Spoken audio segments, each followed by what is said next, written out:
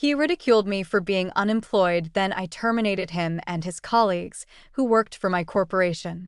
I endured yet another evening of their cruel taunts as my husband Eric laughed, clinking glasses with his coworkers. "Can't even secure an entry-level position," he mocked, while the irony hung deliciously in the air. I'd personally recruited the firm that had headhunted each of them. Tomorrow, that same firm would help me purge the company of their toxic presence. My crystal flute felt cool against my palm as I observed them from across our Italian marble living room. 5 men in tailored designer suits, all senior executives at Blackwood Innovations, all meticulously selected by me through complex networks of shell companies and discreet recruiting agencies. And Eric, my husband of 8 years, their SVP of operations, leading the chorus of ridicule. "Remember when she attempted interviewing at Blackwood?" Eric continued, loosening his silk tie. "God, I wish I could have witnessed that catastrophe. If only he knew that interview had been my quarterly assessment of middle management, carefully orchestrated through my labyrinth of holding corporations. I'd built Blackwood Innovations from nothing 12 years ago, before I even met Eric. The company had been my first passion, my redemption after watching my mother's small business crumble under corporate raiders. At least she's persistent," chuckled Michael from marketing. "How many rejections this month?" Eric's lost count. Eric smirked, reaching for the 30-year-old bourbon I'd purchased. "My bourbon? Everything in this house, the artwork adorning the walls, the imported furniture, even the limited edition watch on his wrist, all financed by the corporation he believed had rejected me." I took another sip of water, maintaining my practiced mask of quiet humiliation, the same mask I'd worn when I first encountered Eric at a charity gala. By then, I'd already learned the painful lesson that success attracted parasites. 3 failed relationships with men who viewed me as their ticket to luxury had taught me caution. So when I met Eric, I decided to experiment, presenting myself as a struggling freelance consultant, driving a modest car and living in a small apartment. Eric had seemed different initially, even supportive. "You'll find your place," he'd said during those early days. "Just keep trying." But once we married and he moved into what he believed was our house, the mask began to slip. Success transformed him, or rather, revealed his true nature. "Hey, sweetheart," Eric called out, his voice dripping with mock sympathy. "Maybe you should try the coffee shop down the street?" "I heard they're hiring baristas." More laughter erupted. I forced a weak smile, perfectly playing my role. Inside, I was reviewing the documentation my private investigators had compiled over the past year: unauthorized meetings with competitors, inflated expense reports, and small but consistent leaks of company information that always seemed to benefit Eric's personal investment portfolio. "I think I'll head upstairs," I said softly, playing the part of the defeated wife. "Big day tomorrow, another interview." "Don't wait up." "Don't worry, honey," Eric called after me. "We're celebrating Peterson's promotion. Might be a late one." Peterson, my latest plant in senior management. Tomorrow, he would be documenting their alcohol-loosened conversations, adding to the mountain of evidence we'd been gathering. In my private study, securely locked away from their drunken voices, I settled behind my desk. The hidden wall panel slid open silently, revealing my secure workspace. 3 monitors illuminated, displaying Blackwood Innovations' real-time operations across the globe, a small empire constructed through years of careful strategy and ironclad NDAs. My phone vibrated with a message from Sarah, my most trusted executive and one of the few who knew my true identity. Final documentation in place. Board members briefed. Tomorrow's meeting confirmed. I smiled, contemplating the meticulously orchestrated revelation to come. The board had always known me as Alexandra Chin, the reclusive founder who communicated through encrypted video calls. Tomorrow they would meet their CEO in person for the first time, not as the mysterious figure behind the screen, but as Eric's unemployable wife. My fingers traced the edges of the termination papers on my desk, not just for Eric, but for every member of his drinking circle. Each document supported by months of evidence, reviewed by our legal team. Ironclad. The sound of breaking glass echoed from downstairs, followed by raucous laughter. Once, such careless disrespect for my home would have infuriated me. Now it simply added another piece to the documentation: inappropriate use of company property for personal entertainment. I closed my eyes, letting the familiar hum of computers wash over me. Tomorrow would change everything, but tonight I savored the calm before the storm, remembering my mother's words. Success isn't about who has the loudest voice in the room, it's about who has the wisdom to wait, watch, and choose the perfect moment to act. The perfect moment had finally arrived. I heard Eric and his friends stumbling out to their waiting cars, their drivers, my employees, discreetly documenting their intoxicated state with dashboard cameras. More evidence for their files.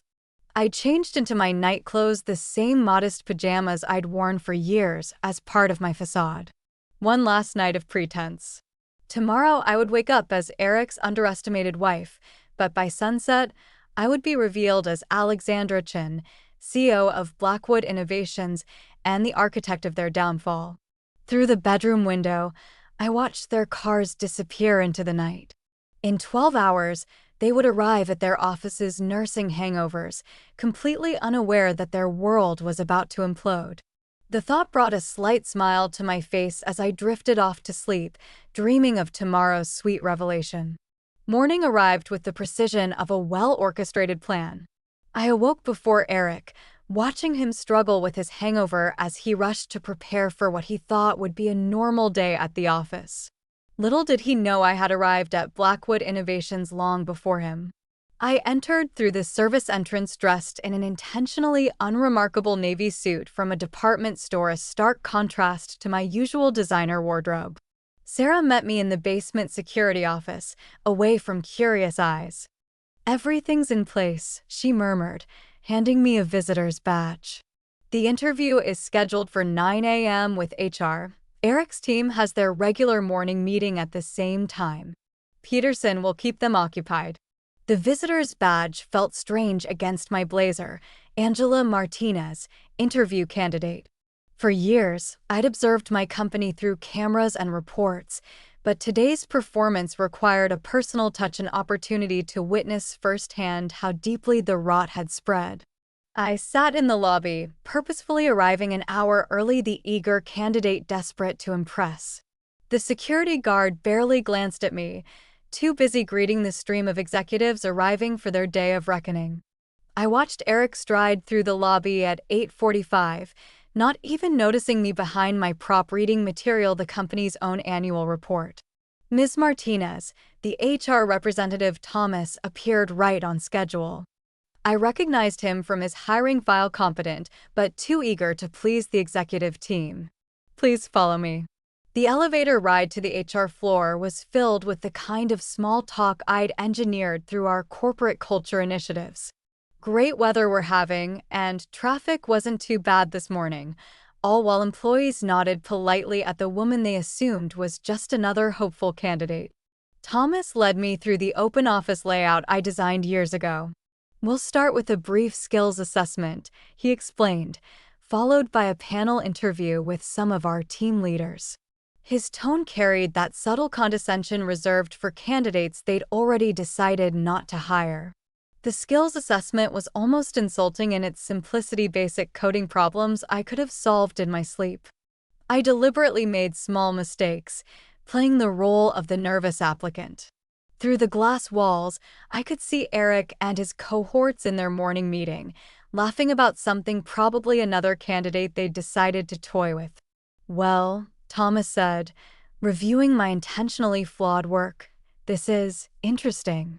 His pause spoke volumes. "Let's move on to the panel interview." The conference room he led me to overlooked the city, a view I usually enjoyed from my private office 24 floors above. 3 middle managers waited inside, all wearing the same expression of bored superiority. I recognized each face from their personnel files, knew their salaries, their performances, their secrets. So, Ms. Martinez began the first interviewer, not even bothering to introduce himself. I see you've been between positions for some time. Yes, I replied softly, adding a slight tremor to my voice. It's been challenging in this market. And what makes you think you're qualified for a position at Blackwood Innovations? The second interviewer barely looked up from his phone as he asked. I launched into the carefully crafted story we'd prepared, a mix of genuine qualifications masked by apparent desperation. With each response, I watched them grow more dismissive. They'd already decided my fate, just as they'd done to countless other qualified candidates who didn't fit their preconceptions. Through the glass walls, I could see Eric passing by. He did a double take, then smirked, pulling out his phone. Moments later, the interviewers' phones buzzed simultaneously. I didn't need to see their screens to know he was messaging them about his wife's latest embarrassing attempt at employment. The rest of the interview was a masterclass in corporate cruelty, subtle jabs, exchanged glances, barely concealed yawns. I documented every microaggression, every breach of our HR policies, while maintaining my facade of nervous optimism. Thank you for your time, Thomas said finally, his tone making it clear there would be no second interview. We'll be in touch. As I walked toward the elevator, I heard Eric's voice around the corner. No way. That was your wife? Man, she really is desperate. Did you see her suit? Probably from Target. I kept walking, letting their laughter fuel what was to come. In my purse, my real phone buzzed with messages from Sarah. Board members arriving early. Legal teams standing by. Security ready to escort. The final piece of my charade was about to begin. I ducked into a restroom, entering the last stall where Sarah had hidden a garment bag earlier that morning. Inside was my real armor, a meticulously tailored Chanel suit, Louboutin heels, and the CEO's security badge I'd never worn in public. As I transformed from Angela Martinez, failed job candidate, to Alexandra Chin, CEO of Blackwood Innovations, their mocking laughter still echoed in my mind. In 30 minutes, I would walk into the boardroom not as a supplicant, but as their ultimate superior. Success is silent, my mother used to say, until the perfect moment to roar. That moment had finally arrived. I checked my reflection one last time, adjusting the pearl necklace that had been my mother's. I stepped out of the restroom as Alexandra for the first time in my own building, watching employees' eyes widen as they struggled to reconcile the confident executive before them with the nervous interviewee from moments ago. Let them stare, the real show was about to begin. The click of my Louboutins against the marble floor announced each step toward the executive floor. Employees scrambled to clear my path, their confusion palpable as they tried to place my familiar yet transformed face. The whispers started immediately, word of the mysterious CEO's presence spreading like wildfire through the building's messaging systems. I took the private elevator, the one Eric had always wondered about, installed for the Phantom CEO's exclusive use. As I ascended, Sarah's text confirmed everything was in place. Board members seated. Eric and team still in their morning briefing. Security standing by. The elevator opened directly into the boardroom's antechamber. Through the frosted glass, I could see the silhouettes of our board members, all aware of what was about to unfold. But first, I had a different meeting to attend. I turned left, heading toward the executive conference room where Eric and his inner circle were celebrating their latest victories. Standing in the shadows of the hallway, I could hear their voices clearly through the door, left carelessly ajar. You should have seen her face during the interview, Eric was saying, his voice carrying that smug tone I'd grown to despise. My own wife thinking she could actually land a position here. I mean, what's next? Trying to become CEO. Raucous laughter followed. Classic case of delusions of grandeur, Michael from marketing added. Remember when she tried giving us advice about the Johnson account at your birthday party? Oh God, that was priceless. telling us how we should restructure our client approach like she has any idea how this business works, another voice chimed in. The irony was exquisite. The Johnson account had been my strategy, carefully fed through intermediaries. It had saved the company millions and earned us 3 additional major clients. Should we tell her she failed the interview, or let HR do the dirty work? Eric asked, triggering another round of laughter. It was time. I stepped into the doorway, my presence casting a shadow across their morning coffees. The laughter died instantly. Actually, I said, my voice carrying the authority of 12 years of leadership, I think I'll deliver that news myself. The shock on their faces was everything I'd imagined and more. Eric's coffee cup stopped halfway to his mouth, his face draining of color as he struggled to reconcile his wife's appearance with the aura of absolute authority I now projected. What are you doing here?" he stammered. "And dressed like the CEO of Blackwood Innovations?" I finished for him, stepping fully into the room. Exactly like that, as a matter of fact. Michael started to laugh, then stopped abruptly when no one joined him. Peterson, my planted executive, was already gathering his things, a knowing smirk playing at the corners of his mouth. "This is a restricted floor," Eric tried, attempting to regain some control. "Security will be here any minute."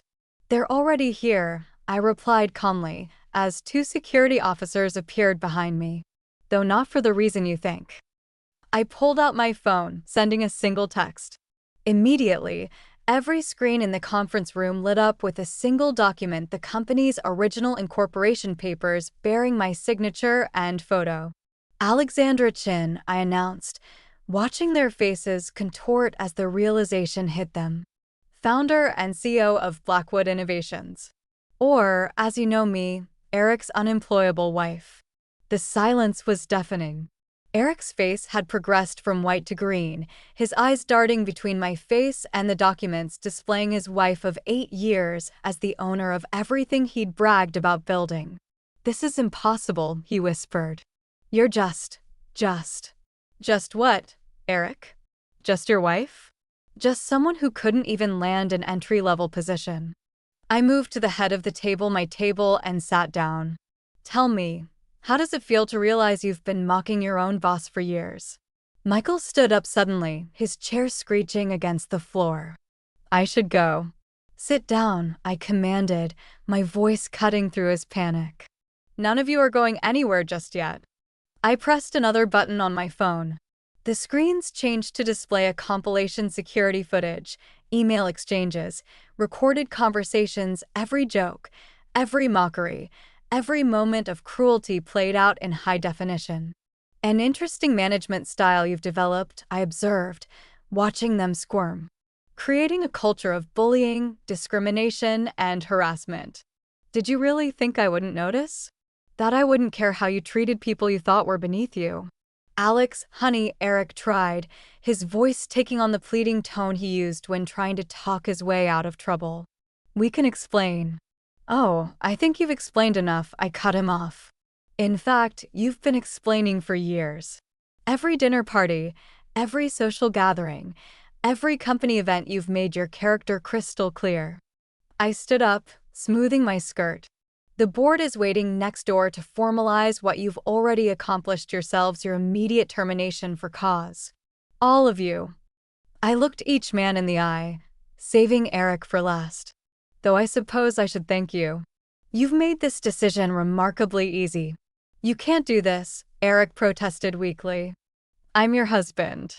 Actually, I smiled, removing my wedding ring and placing it on the table. "As of this morning, I'm just your CO. And you're fired." The security officer stepped forward as I turned to leave. Behind me, I could hear the beginnings of protests, of threats, of desperate bargaining, but I was already walking away, heading toward the boardroom where the real work of cleaning house would begin. After all, I had a company to run. The board meeting was swift and decisive. 12 pairs of eyes watched as I signed the official termination documents, their expressions a mixture of admiration and shock at finally meeting their elusive CEO in person. But the real work was just beginning. As security escorted Eric and his cohorts from the building, I retreated to my private office, the mysterious top-floor suite that had spawned so many rumors over the years. Sarah followed, tablet in hand, ready to execute the next phase of our plan. "Their access has been revoked," she reported, swiping through security protocols. "IT is freezing their accounts and backing up all data. Legal has already sent cease and desist orders to prevent any retaliation attempts." I stood at the floor-to-ceiling windows, watching Eric and his friends being escorted to their cars below. Even from 20 stories up, I could read the shock in their body language, the disbelief in their stumbling steps. "What about the house?" I asked, thinking of the home Eric thought he'd helped pay for. "The security team is already there changing the locks. Your personal items have been moved to the penthouse as planned." As for Eric's things, Sarah paused, allowing herself a small smile. "They'll be delivered to his mother's house by this evening." I nodded, remembering all the times Eric had bragged to his mother about supporting me through my career struggles. The irony would not be lost on her. "And the divorce papers?" "Being filed as we speak. The prenup he had you sign is ironclad." He thought he was protecting his assets, never realizing he was signing away any claim to yours. A notification popped up on my private screen. Eric was already trying damage control, posting on professional networks about strategic differences with Blackwood Innovations Management. I watched as Sarah's team swiftly countered with the truth, a carefully worded press release about the company's zero-tolerance policy for workplace harassment and discrimination. His LinkedIn profile still lists him as SVP of Operations, I noted. Sarah's fingers flew across her tablet. "Not anymore." I sat down at my desk, my real desk, not the hidden one in my study at home, and began reviewing the contingency plans we'd prepared. Eric and his friends weren't stupid. Wounded pride would soon give way to anger and potential retaliation. Their non-competes? Already activated. They won't be working in this industry for at least 3 years. We've also notified all major competitors about the circumstances of their termination. No reputable company will touch them. Their projects? Peterson has already assembled transition teams. No critical operations will be affected, Sarah paused. Though I suggest we audit everything they've touched in the last year. Make it 3 years, I corrected, remembering snippets of drunken conversations about creative accounting. And flag any clients they've had personal contact with. My phone buzzed Eric using his personal number. I declined the call, watching as it joined the growing list of blocked numbers. His friends had been trying too, probably hoping to negotiate some kind of settlement. "Should we issue a company-wide statement?" Sarah asked. I considered the ripple effects moving through the building. By now, everyone would know that their mysterious CEO was Eric's supposedly unemployable wife. The story would be spreading through every department, growing more dramatic with each retelling. Schedule an all-hands meeting for tomorrow morning, I decided. It's time they met their real CEO, not the caricature Eric created. A subtle alert flashed on my screen. Eric had arrived at his mother's house. The security feed showed him standing among boxes of his belongings, his mother's expression moving from confusion to horror as he explained the morning's events. "His company car? GPS shows it's still in our parking lot. Security is waiting to retrieve it." I nodded, turning to the stack of documents requiring immediate attention. Organizational charts needed updating, responsibilities needed reassigning, and damage control needed to begin with our major clients. "One more thing," Sarah added, her tone softening slightly. "The charity gala next month, the one where you met Eric." "Cancel my RSVP," I interrupted. "But double the company's donation." Anonymously. The afternoon passed in a blur of meetings, decisions, and strategic planning. I watched through various security feeds as Eric's office was packed up, his personal items cataloged and shipped out. His parking space, the one he bragged about to everyone, was already reassigned. By evening, as the sun set over the city skyline, Sarah brought me one final report. They're all serving their garden leave at home. Security is monitoring their communications. No unusual activities yet, but they're in shock. I finished. Give them a day. Then the real reactions will begin. I leaned back in my chair, finally allowing myself to feel the weight of the day. In less than 12 hours, I'd shed a false identity, ended a marriage, fired 5 executives, and stepped into the public eye as CEO. Was it worth it? Sarah asked quietly, breaking protocol for a moment of honesty. I thought about years of subtle humiliation, of watching Eric and his friends crush other people's dreams for sport, of witnessing their casual cruelty to everyone they deemed beneath them. Ask me again in a week, I replied, turning back to my monitors. There was still work to be done, a company to run, and a reputation to rebuild. After all, revenge wasn't just about one dramatic moment, it was about ensuring they never recovered enough to hurt anyone else again. The next morning arrived with a flurry of activity. The all-hands meeting was scheduled for 10 a.m., but I arrived at the office at dawn. There was strategic maneuvering to be done before addressing the troops. "We've got movement," Sarah reported, striding into my office with her ever-present tablet. Eric tried to contact the Johnson account at 3 a.m. Fortunately, we had already locked down all client communications. I pulled up the monitoring dashboard on my screen. In the 12 hours since their termination, each of the fired executives had made predictable moves. Michael had tried to download client lists before his access was revoked. Peterson, my planted executive, had documented every attempt. Their severance packages? I asked, though I already knew the answer. Voided due to documented misconduct. Legal has compiled a thorough brief. Eric tried to access his investment accounts at midnight, Sarah continued. He seemed surprised to learn that his stock options were worthless. I smiled, remembering all the times he bragged about his company's shares at dinner parties. He'd never bothered to read the fine print about misconduct clauses. What about the others? 2 have already reached out to competitors. We've documented the attempts' clear violations of their non-compete agreements. Sarah paused. And Eric's mother has been quite vocal on social media about her daughter-in-law's betrayal. I pulled up the social media monitoring feed. The story was spreading, but not in the way Eric had probably hoped.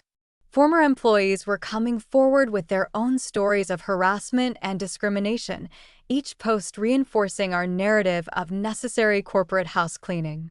Time for the next move, I announced, pulling up a carefully prepared email. With one click, I sent invitations to one-on-one meetings with every employee who had reported to Eric and his inner circle. That's going to cause some anxiety, Sarah observed. Good. I want them off balance. The morning unfolded like a well-played chess game. While Eric and his friends were presumably nursing their wounds and plotting revenge, we were systematically dismantling their corporate legacy. At 9:45, I stood before the mirror in my private bathroom, making final adjustments to my appearance. The woman staring back bore little resemblance to the meek wife Eric had mocked for years. Today's armor was a steel gray Chanel suit, accessorized with quiet but unmistakable power. The auditorium is full, Sarah reported. Everyone's waiting. I nodded, gathering my thoughts. Start the recording. The all-hands meeting would be documented for legal purposes and to ensure our message reached every employee across all time zones. As I walked onto the stage, the hushed whispers died immediately. Good morning, I began, my voice carrying easily through the sound system. I'm Alexandra Chen, founder and CEO of Blackwood Innovations. Some of you knew me as Eric Morrison's wife. Today, you'll know me as your leader. The silence was absolute. In the front row, I could see the HR team squirming, probably remembering yesterday's sham interview. Yesterday, we terminated 5 executives for cause. You've all heard the rumors, yes, one was my husband. Yes, it was because of documented misconduct, harassment, and abuse of power. I paused, letting that sink in.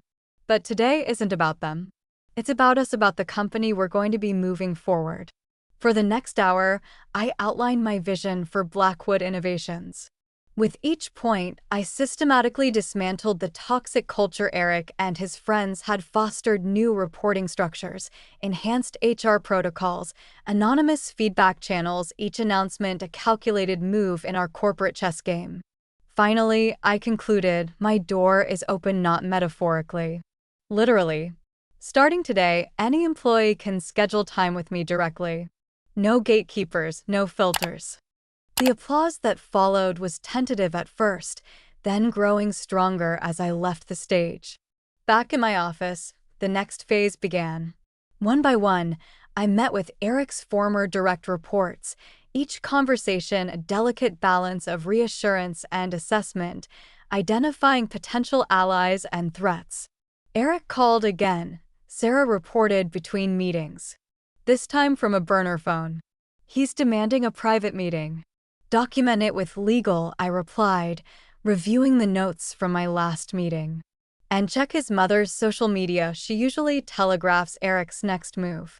By late afternoon, the corporate chessboard had shifted dramatically. 3 of Eric's most loyal managers had resigned rather than adapt to the new regime. 2 others had provided valuable information about past misconduct in exchange for amnesty. The Johnson account called, Sarah announced.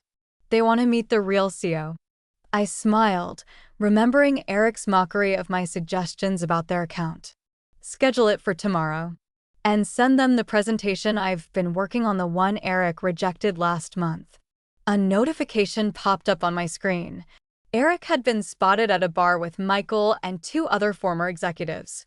Our surveillance team was monitoring their conversation. They're plotting something, Sarah observed. Of course they are, I replied, pulling up contingency plans we'd prepared months ago. Let them plot. Every move they make just gives us more ammunition. I turned to the window, watching the sunset paint the city skyline. Somewhere out there, 5 angry men were discovering just how thoroughly they'd been outmaneuvered. But their game had ended yesterday, mine was just beginning. Tomorrow, I told Sarah, we start phase 2.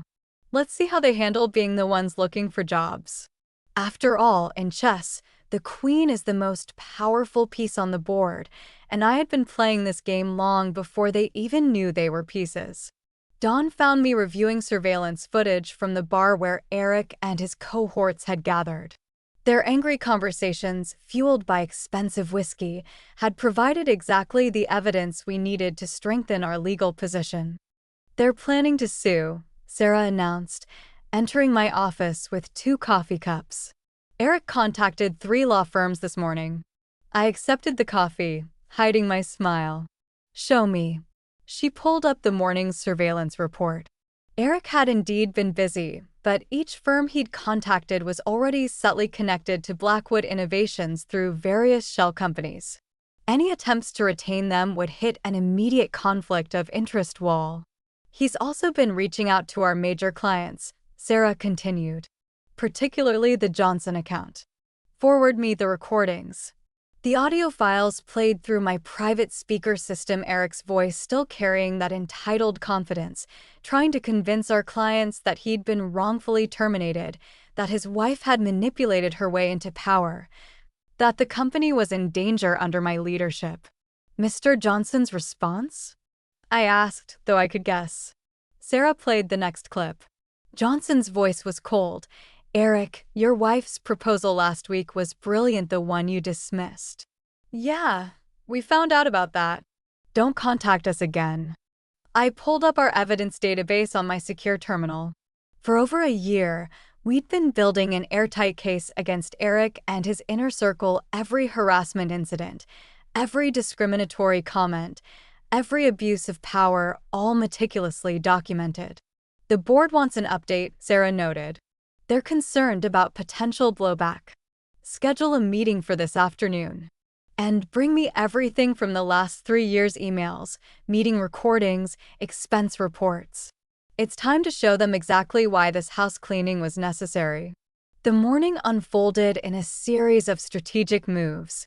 While Eric and his friends were burning through their savings on legal consultations, we were systematically fortifying our position. HR provided a thick file of complaints that had been buried under the previous management. IT extracted emails that had been accidentally deleted, and former employees began reaching out, offering testimonies about the toxic culture they'd fled. Eric's mother is escalating her social media campaign, Sarah reported. She's claiming you seduced her son as part of a long-term corporate takeover plan. I laughed, pulling up the prenuptial agreement Eric had insisted upon. Send her lawyers a copy of this, the one her son demanded to protect his assets from his apparently gold-digging wife. By midday, our legal team had compiled a devastating brief, every instance of Eric bragging about manipulating stock options, every recorded conversation about sidelining qualified female candidates, every documented abuse of company resources, all presented in damning detail. The surveillance team picked up something interesting, Sarah said, rushing into my office after lunch. They met with someone from our competitor, Atlas Tech, last night. I pulled up the footage. Through the high-end microphones we'd planted, Eric could be heard offering to reveal company secrets in exchange for executive positions for himself and his friends. Send copies to their lawyers, I instructed, and to Atlas Tech's board. Let's see how quickly they distance themselves. The afternoon board meeting was a masterclass in corporate strategy. One by one, I presented evidence of why each terminated executive had to go. The board's concerns melted away as they realized the extent of the corruption we'd excised. There's more, I announced, pulling up financial records. We've traced irregular payments through their expense accounts. The SEC would be very interested in some of these transactions. Eric's on his way up, Sarah interrupted, checking her tablet. He somehow convinced the lobby security to let him in. I smiled, pulling up the lobby camera feed. No, I convinced security to let him in. Watch. On the screen, Eric stormed through the lobby, his expensive suit wrinkled, his face flushed with anger and alcohol.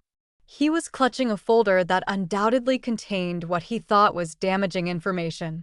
Should I have security stop him? Sarah asked. Not yet. Let's see what he thinks he has. Minutes later, Eric burst into the boardroom, his triumphant expression faltering as he saw me calmly seated at the head of the table. I have proof, he announced, waving his folder. Proof that she orchestrated this whole thing. You mean proof that I founded this company, built it from nothing, ran it successfully while you took credit for my strategies? I stood slowly. Or proof that I documented your misconduct for years while you mocked my supposed unemployment? The board members watched silently as Eric's confidence crumbled. You trapped me, he stammered. No, Eric. You trapped yourself. Every time you belittled a candidate, every time you pushed aside a qualified woman, every time you laughed about your unemployed wife, you built this case against yourself. I nodded to Sarah, who pulled up our complete evidence file on the room screens. Eric watched in horror as years of his misconduct played out in high definition. Your choices, I continued calmly, are simple. Leave now, respect the non-compete agreement, and keep whatever dignity you have left or fight, and watch as every detail of your behavior becomes public record. You can't, he began. Security, I interrupted, pressing a button on my desk. Please escort Mr. Morrison out. And this time, revoke his lobby access. As security led him away, I turned back to the board. Now, about those irregular financial transactions. The rest of the afternoon was spent strengthening our legal position. Every piece of evidence was cataloged, every testimony recorded, every document notarized. By evening, we had built a case so solid that no law firm would touch Eric's claims with a 10-foot pole. They're meeting again tonight, Sarah reported as darkness fell. Same bar. Good, I replied, reviewing the latest surveillance request. Let's hear what other evidence they're willing to give us. After all, the best case is built by letting your opponents think they're winning right until the moment they lose everything. The bar surveillance proved more valuable than we could have hoped. Drunk on expensive whiskey and wounded pride, Eric and his friends spent hours inadvertently confessing to years of corporate malfeasance. "Play that section again," I instructed Sarah the next morning, leaning forward in my chair. Through our high-quality surveillance feed, Eric's slurred voice filled my office. "Remember that merger last year? The one that made us look like geniuses? Well, let me tell you how we really pulled that off." What followed was a detailed confession of insider trading, complete with names, dates, and dollar amounts. "Send this to legal," I ordered, "and notify the SEC anonymously. It's time to create our perfect storm." Sarah's fingers flew across her tablet. "Eric has already started selling his personal stocks. The others are following suit." Perfect. I pulled up our contingency plan. Activate Protocol Thunderstorm. Protocol Thunderstorm was the culmination of months of planning a carefully orchestrated series of events designed to trap Eric and his cohorts in their own web of deceit. The first phase began immediately. "Leak the merger investigation to the financial press," I instructed, "but make it seem like it came from a concerned former employee." Within hours, the story hit the business news networks. Blackwood Innovations stock took a small hit, exactly as planned. Eric and his friends, already paranoid and watching their investments, would see it as an opportunity to save themselves. "They're panicking," Sarah reported, monitoring their phone calls. "All 5 of them are calling their brokers simultaneously." I watched the trading monitors as they frantically sold their shares, trying to get ahead of what they thought was coming. With each sale, they dug themselves deeper into legal jeopardy. "Now," I said, nodding to Sarah. "Release Phase 2. The release went out company-wide and to all major news outlets. Blackwood Innovations was announcing a major restructuring and expansion. Our stock price shot up within minutes, but Eric and his friends had already sold at a loss, a clear case of attempted market manipulation based on insider knowledge. "Mr. Thompson from the Securities Commission is on line 1, Sarah announced. I took the call on speaker. "Alexandra Chin." "Miss Chin, we've received some very interesting information about last year's merger." "Yes, we've been conducting an internal investigation," I replied smoothly. "I'd be happy to share our findings, including some rather illuminating surveillance footage from a bar last night." The pieces were falling into place. By midday, the SEC had opened a formal investigation into Eric and his friends' trading activities. The Antitrust Commission was reviewing the merger, and our stock price was soaring as the market responded to our expansion announcement. "Eric is trying to leave the country," Sarah reported, checking her surveillance feeds. "His passport was mysteriously flagged at the airport." I allowed myself a small smile. How unfortunate. And the others? "Michael is having a breakdown in his broker's office. 2 more are meeting with criminal defense lawyers. The last one is attempting to delete his email history, not realizing we already have everything." The afternoon brought more developments. Our anonymous tips had sparked investigations at 3 other companies where Eric and his friends had previously worked.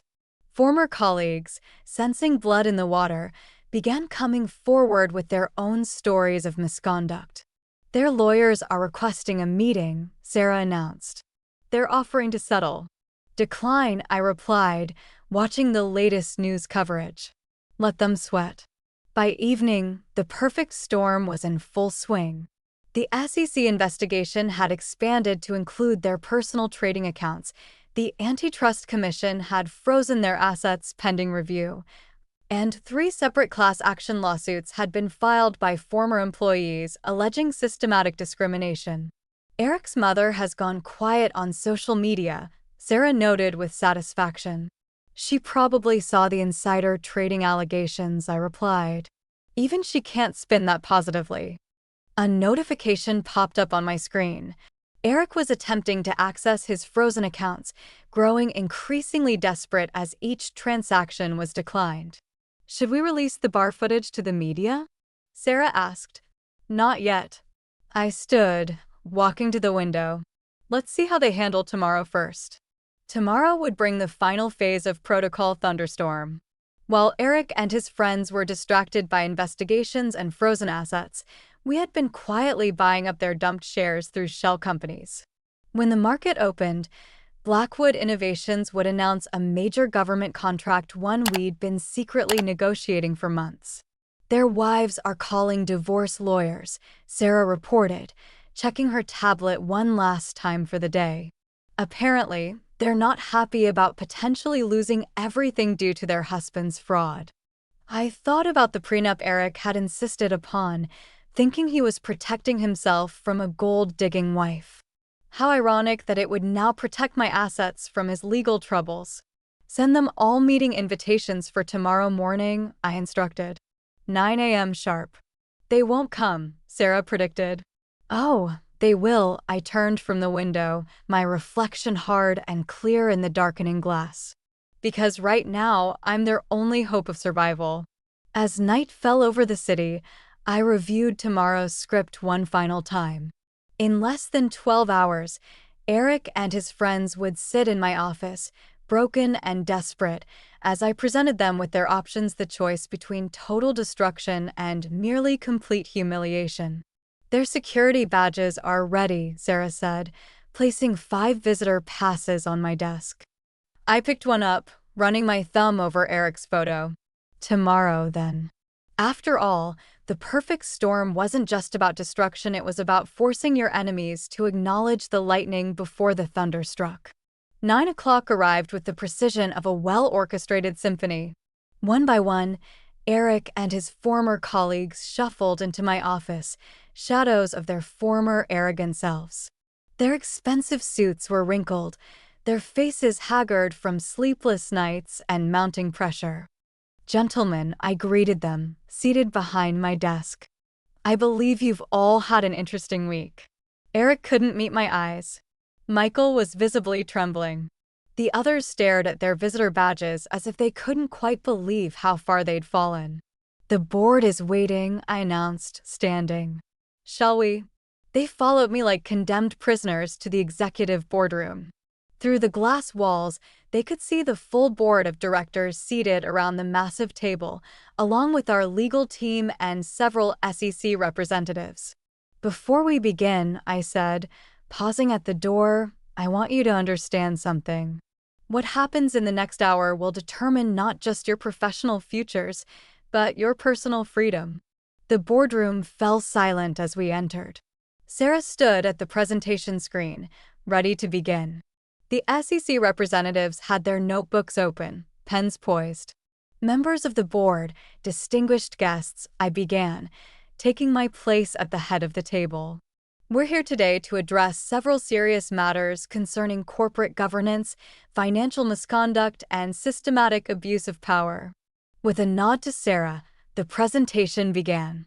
On the screen, evidence of their misdeeds played out in devastating detail: trading records, surveillance footage, email chains, recorded conversations, a complete catalog of their destruction. As you can see, I continued as Eric sank lower in his chair, the pattern of misconduct extends far beyond simple workplace harassment. We're looking at securities fraud, insider trading, and criminal conspiracy. The SEC representatives were taking rapid notes. The board members' faces had turned to stone. Michael looked ready to faint. However, I paused, letting the tension build. Blackwood Innovations is prepared to offer a limited amnesty agreement. One time, one offer, no negotiations. That got their attention. 5 heads snapped up, hope warring with suspicion in their eyes. Sarah distributed thick document folders to each of them. The terms are simple, I explained. Full cooperation with all investigations. Complete disclosure of all misconduct, whether previously discovered or not. Return of all profits from irregular trading activities. And most importantly, a public acknowledgement of your actions. You want us to confess? Eric found his voice, though it cracked on the last word. I want you to face the consequences of your choices, I corrected him. Sign these agreements now, and Blackwood Innovations will not press criminal charges. Refuse, and the SEC has enough evidence to ensure you all spend considerable time in federal prison. The board members watched impassively as the 5 men frantically flipped through their documents. Their lawyers, seated behind them, were already nodding grimly. "You have 5 minutes to decide," I announced, checking my watch. "After that, this offer expires, and we proceed with full prosecution." The next few minutes were filled with desperate whispers between the men and their lawyers. I could see the exact moment each one broke, their signatures appearing on the documents one by one. Eric was last, his hand trembling as he scrawled his name. Our eyes met as he pushed the folder across the table. In his, I saw the final death of his arrogance, the complete understanding of how thoroughly he'd been outplayed. "Excellent," I said, collecting the signed documents.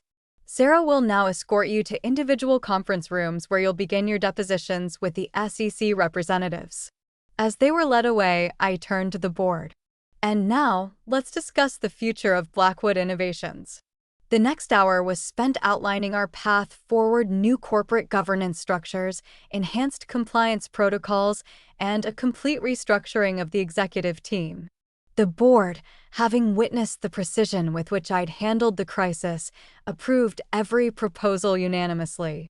"One last thing," I added as the meeting drew to a close. "I want on record that every employee affected by the previous management's discrimination will be reviewed for reinstatement or compensation." The board's approval was immediate. After all, it was a small price to pay to avoid the publicity nightmare we'd saved them from. Later, in my office, Sarah brought me the preliminary depositions. "They're singing like canaries," she reported, "each trying to save himself by incriminating the others." I scanned the documents, noting how quickly they turned on each other. "Make sure their confessions are properly recorded and witnessed. We don't want any retractions later." Through my window, I could see Eric being escorted to his car, his career and reputation in tatters. His lawyer was already on the phone, presumably trying to salvage what he could from the wreckage of his client's life.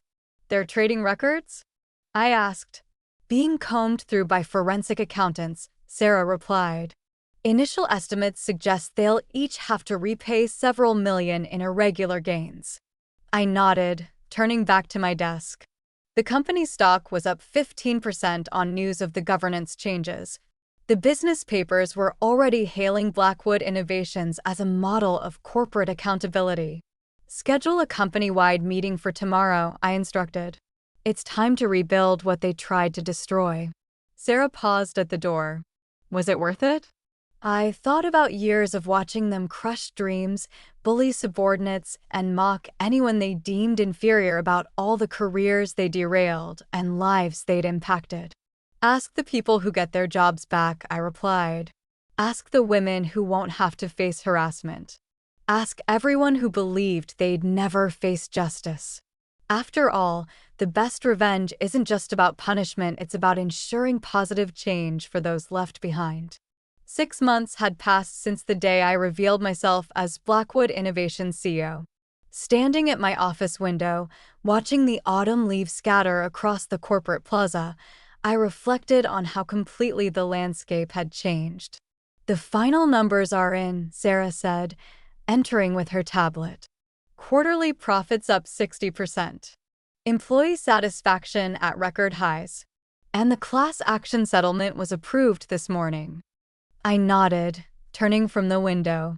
The settlement would ensure that everyone harmed by Eric and his cohorts received proper compensation. More importantly, it had forced a public acknowledgement of their actions. "And our former executives?" I asked. Sarah's fingers danced across her screen. "Eric is working as a junior sales associate at a small electronics store in Ohio. His mother's influence got him the job, but he's already on probation for attitude issues." The mighty had fallen indeed. The man who once mocked others' careers was now struggling to meet basic sales quotas. Michael, still in therapy, but doing better. He's published an online apology and is working with workplace harassment prevention groups. Seems genuine, actually. I picked up a framed magazine cover from my desk last month's Business Week featuring Blackwood Innovations transformation. The article had praised our new corporate culture without ever mentioning the scandal that prompted it. The others, one's teaching business ethics classes at a community college, ironically. Another is working at his brother-in-law's construction company. The last one moved to Alaska to find himself. Their falls had been spectacular, but that wasn't what I thought about most. Instead, I focused on the changes their departure had enabled. Jennifer's AI division? I asked. Sarah smiled. 3 new patents filed this quarter. The team she rebuilt is revolutionizing our entire approach to software development. Throughout the company, similar transformations had occurred. Departments once ruled by fear now buzzed with innovation. Employees previously sidelined were leading breakthrough projects. The toxic culture Eric and his friends had fostered was being replaced by something genuinely collaborative. The Johnson account sent this over, Sarah said, placing a bottle of champagne on my desk. They're impressed with the new project proposals. Jennifer's team apparently solved a problem they've been struggling with for years. I thought about all the times Eric had dismissed Jennifer's ideas, mocked her suggestions, made her doubt her own brilliance. Now she was leading our most profitable division. Any recent contact attempts? Sarah checked her logs. Eric tried to reach out through LinkedIn last week. His profile still lists him as our former SVP of operations, though anyone who searches his name gets quite a different story. The internet never forgets. Every article about workplace harassment, every expose on corporate fraud, every cautionary tale about abuse of power, their names appeared in all of them. The documentary crew is requesting another interview, Sarah added. They're calling it Glass Ceiling Shattered. Focus is on corporate transformation and women in leadership. I shook my head. Direct them to our successful division heads instead, Jennifer, Maria, Sophia. The ones doing the real work of rebuilding. My phone buzzed a message from Eric's mother. Since her public apology, she'd become an unlikely ally in corporate culture reform, speaking about the dangers of enabling toxic behavior. I'd anonymously funded her speaking tour. The board meeting is in 10 minutes, Sarah reminded me. They want to discuss international expansion. I gathered my materials, pausing at the office door. The nameplate read simply, Alexandra Chin. No more shadows. No more masks. No more pretense. It's been exactly 6 months, Sarah noted, falling into step beside me. Any regrets? I thought about Eric's last words to me in the boardroom, his final attempt at manipulation. I really did love you, you know. No, I replied, striding toward the conference room. No regrets, just lessons learned. The lessons weren't just about revenge, they were about power, responsibility, and the obligation to use both wisely. About creating something better from the ashes of destruction. The employee mentorship program has a waiting list, Sarah reported as we walked. Turns out people are eager to learn when they're not afraid of being mocked. That was the real victory, not the fall of Eric and his friends, but the rise of everyone they'd tried to keep down. Every promoted employee, every implemented idea, every positive change was a testament to what could grow when you removed the poison from the soil. One last thing, Sarah said as we reached the boardroom. HR reported 0 harassment complaints this quarter. First time in company history. I paused, letting that sink in. The human cost of Eric's leadership style had been immeasurable, but the healing was measurable, quantifiable, real. Inside the boardroom, the board members were already seated. These meetings were different now, more collaborative, more focused on long-term growth than short-term profits. The fear of speaking up had been replaced by the excitement of possibility. Shall we begin? I took my seat at the head of the table, feeling the weight of responsibility and the lightness of vindication in equal measure. After all, the best revenge isn't just about destroying what was wrong, it's about building something better in its place. And as I looked around at what Blackwood Innovations had become, I knew that the real victory wasn't in Eric's fall, it was in everyone else's rise. Let's talk about the future, I said, opening my folder, because that's what remained after revenge, not the satisfaction of destruction, but the responsibility of creation. And I was ready for both.